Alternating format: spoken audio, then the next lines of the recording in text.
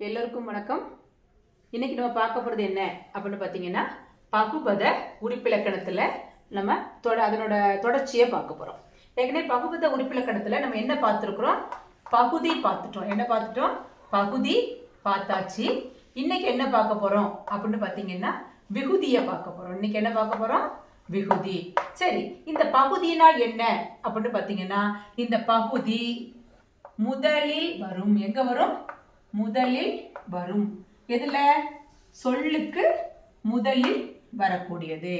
விகுதிங்கிறது எங்க வரும் பார்த்தீங்கன்னா, கடைசியில் வரும். கடைசினா என்னது? இறுதி. எங்க வரும்? கடைசியில் வருவதுதான் என்னது? விகுதி. இதுக்கு ஒரு எடுத்துக்காட்டு பார்ப்போம். சரியா? எடுத்துக்காட்டு என்னன்னு பார்த்தீங்கன்னா, நடந்தது. எடுத்துக்காட்டு என்னது? நடந்தது. இதை நம்ம பிரிக்கணும்.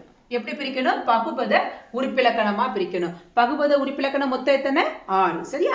இதை பிரிக்கும் போது எப்படி பிரிக்கணும் பார்த்தீங்கன்னா, நட கூட்டல். எப்படி பிரிக்கணும்? ஃபர்ஸ்ட் முதல்ல நட கூட்டல், அதுக்கு அடுத்தது இத்து கூட்டல். சரியா? அடுத்தது இத்து கூட்டல், அடுத்தது அ கூட்டல் து. எப்படி பிரிக்கணும்?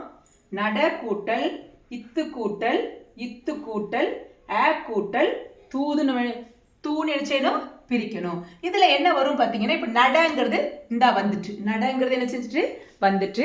இப்ப அதுக்கு அடுத்தது இந்த இத்து எங்க இருந்து வந்ததுன்னு பாத்தீங்கன்னா, இந்த இத்து தான் என்னவா மாறி இருக்கு? இந்தா மாறி இருக்கு. இந்த இத்து தான் என்ன செஞ்சிருக்கு? இந்தா மாறி இருக்கு. சரியா? அடுத்தது இந்த இதை பார்க்கும்போது இத்து அ கூட்டல் து. சரியா? இப்போ இதுல இந்த முதல்ல வரது நம்ம என்ன சொல்லியிருக்கோம்? பகுதின்னு சொல்லியிருக்கோம். முதல்ல வரது என்னது?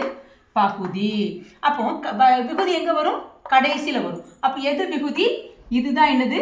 விகுதி. இதுதான் என்னது? விகுதி. சரியா? அப்ப விகுதி எங்க வருதுன்னு உங்களுக்கு தெரியுதா? முதல்ல வருது பகுதி, கடைசியில வருது விகுதி. இந்த பகுதிக்கு இன்னொரு பேர் சொல்லியிருக்கோம். என்ன பேரு? இந்த பகுதி முதல்ல வர்றதுனால இதுக்கு பேர் என்னது? முதநிலை.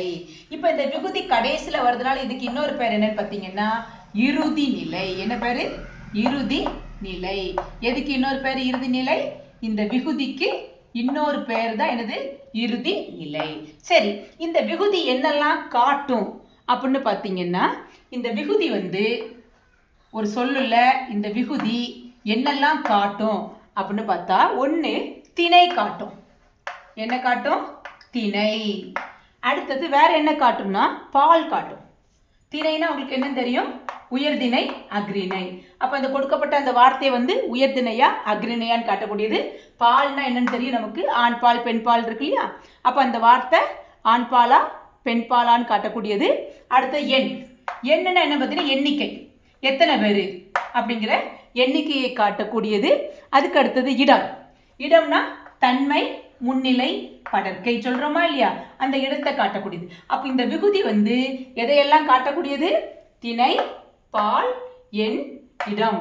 இவற்றை என்ன செய்யும்? வெளிப்படையா உணர்த்தும். வெளிப்படையாக என்ன செய்யும்? உணர்த்தும். இப்போ பகுபத உறுப்பிலக்கணம் எத்தனை வகை? இப்ப எத்தனை உறுப்புகள்? பகுபத உறுப்பிலக்கணத்துல 6 உறுப்புகள். அதுல முதல் உறுப்பு பகுதி. பகுதி என்பது முதலில் வருவது. இதுக்கு இன்னொரு பேர் என்னது? முதநிலை. அடுத்தது விகுதி. விகுதி என்பது சொல்லோட எங்க வரும்? கடைசியில வரக்கூடியது. சொல்லில் கடைசியில் வரக்கூடியது. அதுக்கு இன்னொரு பேர் என்னன்னா, இறுதி நிலை. இந்த விகுதி என்னெல்லாம் காட்டும் அப்படின்னு பார்த்தீங்கன்னா, இந்த விகுதி திணை, பால், எண், இடம் இவற்றை காட்டக்கூடியது. சரியா? சரி, இப்போ இந்த விகுதி இதெல்லாம் காட்டும்னு சொல்லியிருக்கோம் இல்லையா? எப்படி காட்டுதுன்னு பாருங்க. எடுத்துக்காட்டு. ஒரு எடுத்துக்காட்டு சொல்றேன். ஓடினாள். ஓடினாள். இதுதான் ஒரு சொல். இந்த சொல்லுல முதல்ல வரக்கூடியது ஓடு. இது பகுதி. லாஸ்ட்ல வரக்கூடியது என்னது? ஆள். ஆள் விகுதி. சரி, இப்ப இந்த ஓடினாள் சொன்ன உடனே யாரு ஓடுனா? ஒரு பெண். அப்படிதானே? அப்ப அது என்ன பால்? பெண் பால். அந்த பெண் உயர்திணையா அக்ரிணையா? உயர்திணை. சோ திணையை காட்டுது. அப்படிதானே? அப்ப ஓடினாள் என்பது உயர்திணை. ஓடினாள் என்பது யாரு? ஒரு பெண் பால். எத்தனை பேர் ஓடி இருக்கிறாங்க? ஒரே ஒரு பெண் தான் எண்ணிக்கை. இடம் யார் ஓடுனா? அவள். அவள்ங்கிறது எங்கிறது? படற்கை. அப்ப இடம் எந்த இடத்தை காட்டுது? படற்கையை காட்டுகிறது. இப்போ ஒரு எடுத்துக்காட்டை வச்சு நம்ம செஞ்சிடணும், என்னெல்லாம் இருக்குங்கிறத நம்ம தெளிவா தெரிஞ்சுக்கலாம். இது வரைக்கும் சொன்னது புரிஞ்சிருக்கும்னு நினைக்கிறேன். இப்போ அடுத்த வகுப்புல நம்ம என்ன பார்க்க போறோம் அப்படின்னு பார்த்தீங்கன்னா, இந்த பகுபத உறுப்பிலக்கணத்தோட அடுத்த உறுப்பு இடைநிலையை பத்தி அடுத்த வகுப்புல பார்ப்போம். சரியா? நன்றி, வணக்கம்.